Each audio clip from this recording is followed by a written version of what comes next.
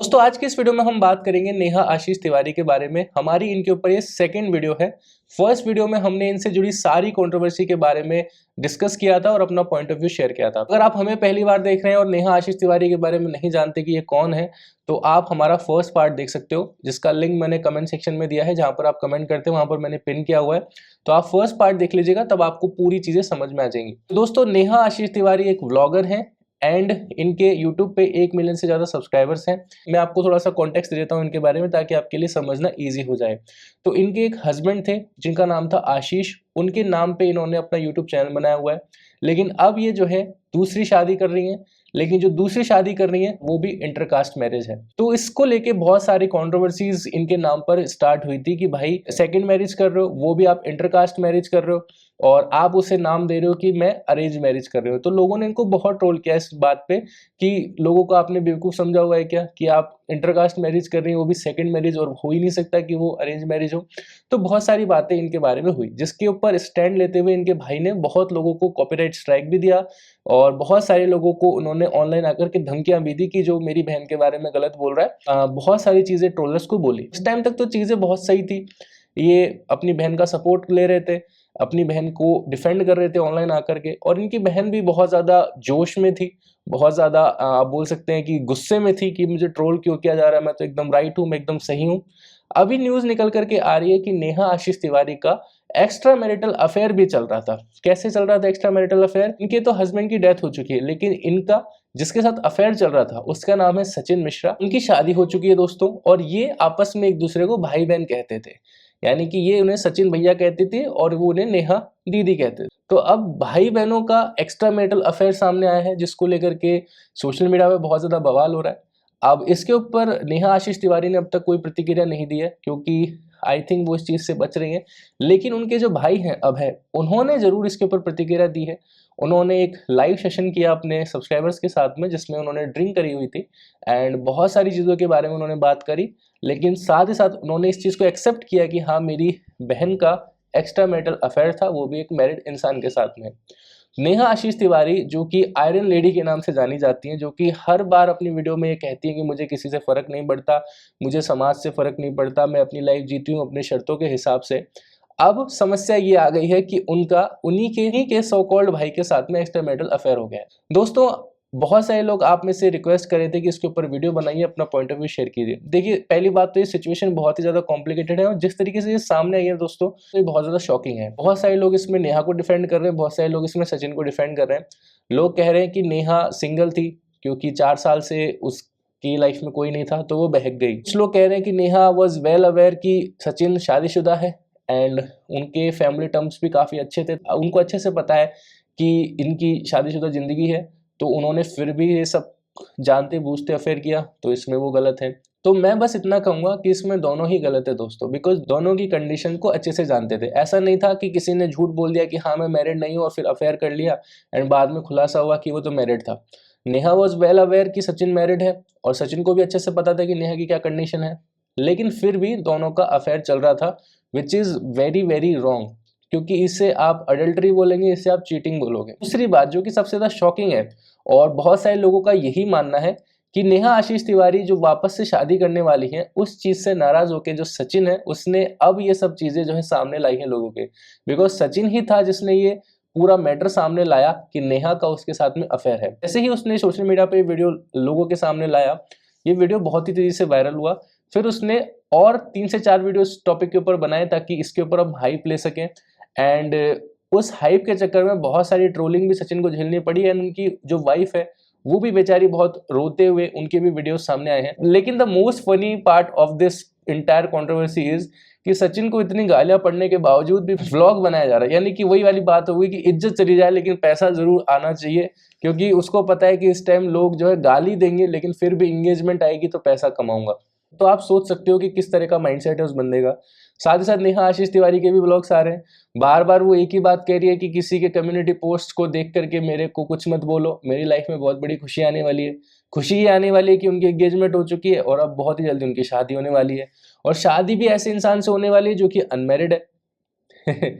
तो ये चीजें बहुत ही ज्यादा सस्पिशियस लगती हैं। बहुत सारे लोगों को लग रहा है कि हम इस चीज को एड्रेस क्यों कर रहे हैं। हम इस चीज को इसलिए एड्रेस कर रहे हैं दोस्तों, बिकॉज जो पूरी इंटायर व्लॉगर कम्युनिटी है ना दोस्तों, लोग उनसे इतने ज्यादा अटैच हो जाते हैं कि वो जो भी कहते हैं लोग उनको मानने लग जाते हैं। उनकी लाइफ में इतने ज्यादा घुस चुके हैं कि उनको डिफेंड करने की कोशिश करने लगते हैं। वो लोग ये नहीं जानते कि व्लॉगर्स अपनी जिंदगी का 1 या 2 घंटा आप लोगों के साथ में शेयर करते हैं, उसके पीछे का जो 22 घंटे की जो पूरी इनकी जिंदगी है, वो क्या कर रहे हैं, उनके क्या सीक्रेट्स हैं, वो आप लोगों के साथ में शेयर नहीं करते हैं वो लोग। ना ही जो इंसान आपको ऑनलाइन दिख रहा है, वो हो सकता है वो रियल में बिल्कुल भी ऐसा ना हो सकता है कि ऑनलाइन वो अपने आप को बड़ा ही बोल्ड दिखाता है, लेकिन रियलिटी में बहुत ज्यादा बड़ा फट्टू हो। तो ऑनलाइन आपको एक नैरेटिव सेट करना बहुत ज्यादा ईजी होता है, लेकिन एक पूरे 24 घंटे की जर्नी में आपको समझ में आता है कि इंसान एक्चुअल में कैसा है। ठीक है ना।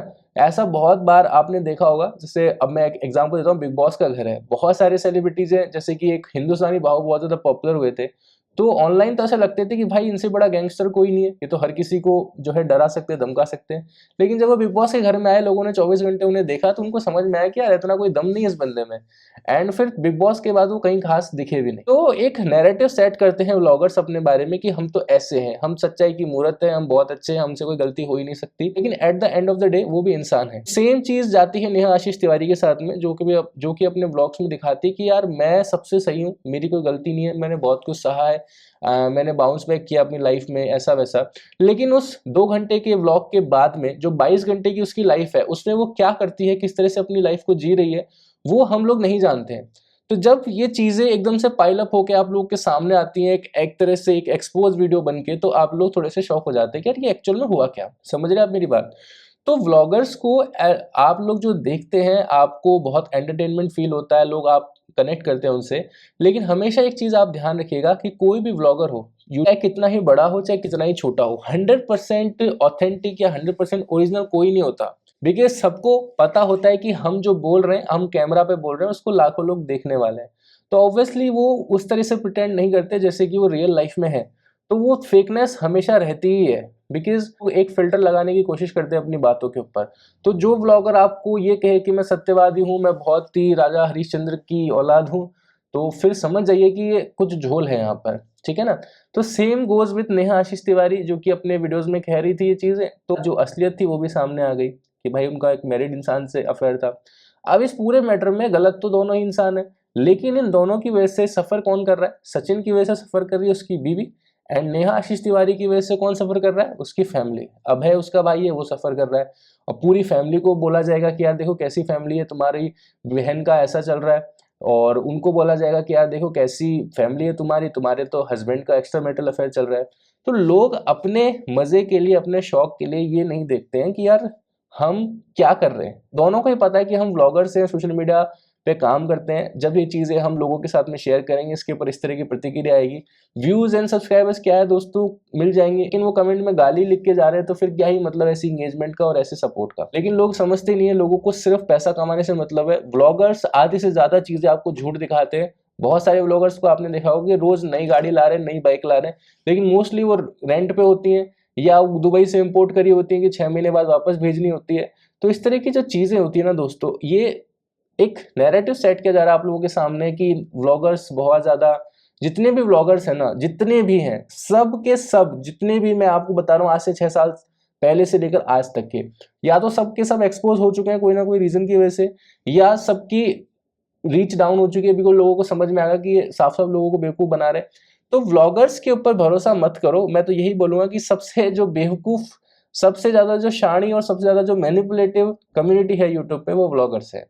तो व्लॉगर्स से बच के रहो, जो भी वो बोलते हैं उसकी बातों पे बिलीव मत करो। एंड मुझे एक चीज समझ नहीं आती, लोग व्लॉगर्स के कंटेंट में देखते क्या है। अब सपोज नेहा आशीष तिवारी का कंटेंट है, क्या है उसके कंटेंट में, क्या ऐसा आपको स्पेशली देखने में मिल रहा है उसके अंदर? क्या है उसकी लाइफ के बारे में कि आज मैंने ये किया, आज मैंने वो किया, आज मैंने ये खाया, आज मैंने वो पिया, आज मेरी लाइफ में झंझट हो गया, आज मेरी को सोशल मीडिया पे किसी ने गाली दे दी, ये दे दी, वो दे दी। लोग भाई लगे पड़े। Same goes with snappy girls अपना, हर दिन कोई ना कोई ऐसी कंट्रोवर्शियल वीडियो आ जाती है अपने ससुराल वालों को लेकर कि मेरे ससुराल वालों ने मेरे साथ ऐसे किया, मेरे साथ वैसे किया। अगर किया तो आप पुलिस में जाइए ना। तो आप यहाँ पर कहते हो कि है ना फैमिली की इज्जत, फैमिली की इज्जत, फैमिली की इज्जत नहीं खराब करना चाहती। अरे जब आपकी वीडियोस लाखों लोग देख रहे हैं यूट्यूब के ऊपर, तब फैमिली की इज्जत खराब नहीं होती। लेकिन पुलिस के पास जाने में जो मोहल्ले पड़ोस तक के लोगों के पता चलेगी बात, लेकिन वहां पर इज्जत खराब हो जाती है, क्योंकि उसको भी अच्छे से पता है कि अगर मैंने इनको जेल करा दी तो मैं कंटेंट कहाँ से निकालूंगी। लोग कंटेंट निकाल निकाल के स्कॉर्पियो ले रहे हैं और बात कर रहे हैं कि हमारे पास पैसा नहीं है।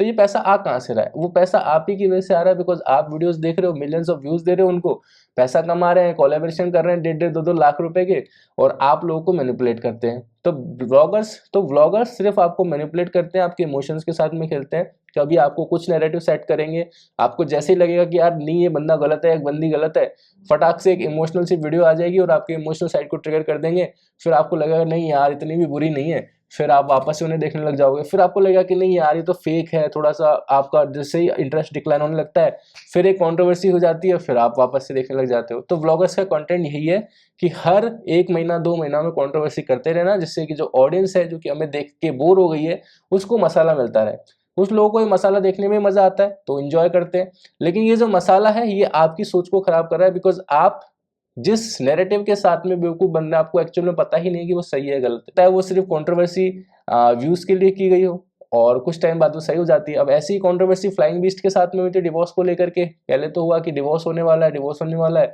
लाखों लोगों ने वीडियोस बना दी, उसके बाद क्या हुआ, सब चीजें सेट हो गई अपने आप ही। क्यों? तो एक नैरेटिव फैलाया गया, उसमें जिन्होंने नैरेटिव फैलाया उसको भी उन्होंने एक्सपोज करने की कोशिश करी अपने वीडियो के माध्यम से, लेकिन ये नहीं बताया कि ऋतु ने एक्चुअल में ऐसा क्यों बोला कि आपने चीटिंग करी। उस चीज को छोड़ के सारी चीजों को एड्रेस उन्होंने अपने वीडियो में किया, 20 मिनट की वीडियो बनाई, लेकिन जो एक्चुअल बात थी जो कि लोग जानना चाहते थे उसके बारे में 1% भी बात नहीं की गई। तो मेरा कहना बस यही है, व्लॉगर्स से दूर रहो, अपना ऐसा कंटेंट देखो जिससे आपको कुछ सीखने को मिले। इससे आप कुछ भी नहीं सीख रहे हो, सिवाय आपका दिमाग खराब होगा और आपका टाइम वेस्ट होगा। बाकी आपकी मर्जी, आपका कंटेंट है, आपका रिचार्ज का पैसा है, आपको जो करना है कर सकते हैं। तो दोस्तों इस वीडियो में इतना ही था मेरी तरफ से, मिलते हैं नेक्स्ट वीडियो में, तब तक के लिए आप सभी का दिन शुभ रहे। जय श्री राम।